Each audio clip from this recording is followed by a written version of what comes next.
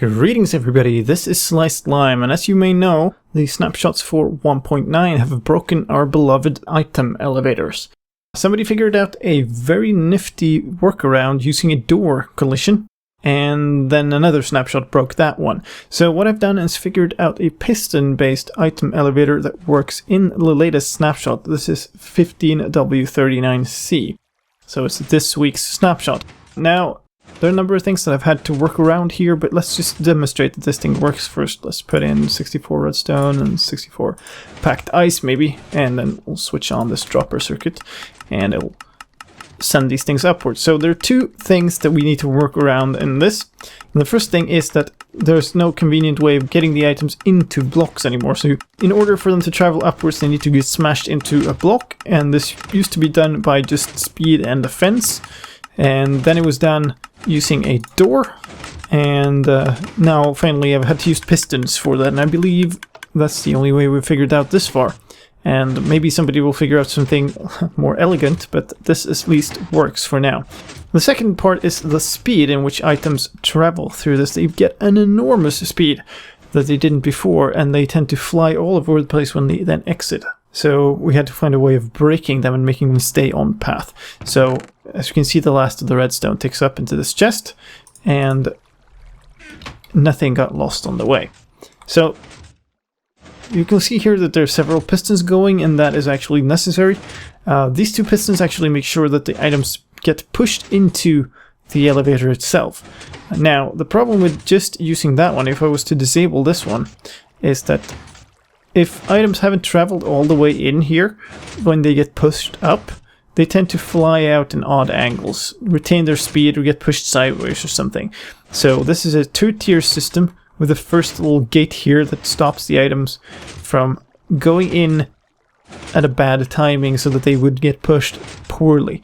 And if let's put in some stuff into this again and switch it on, and you'll see here that the items will first stop here, and then it will stop here, and then travel all the way in. So that's a way to make sure that they have the correct speed to end up in the correct place before getting shot up.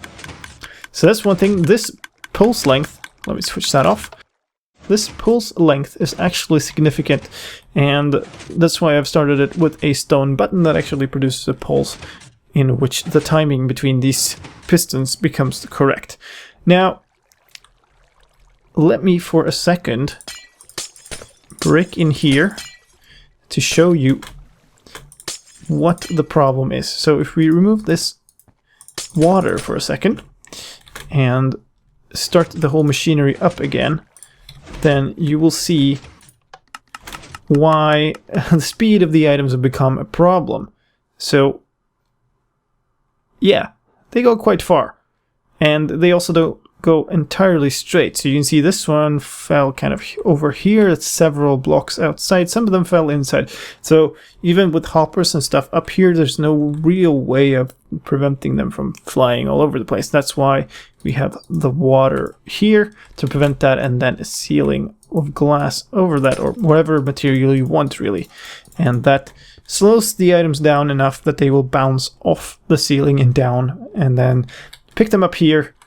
And like this water stream can do whatever. I've just put up a bunch of hoppers here to catch the items here so we could check that they all made it here. Now obviously, since I opened up the packed ice, it didn't. But the clay that I put in before all made it up here, so it is 100% stable.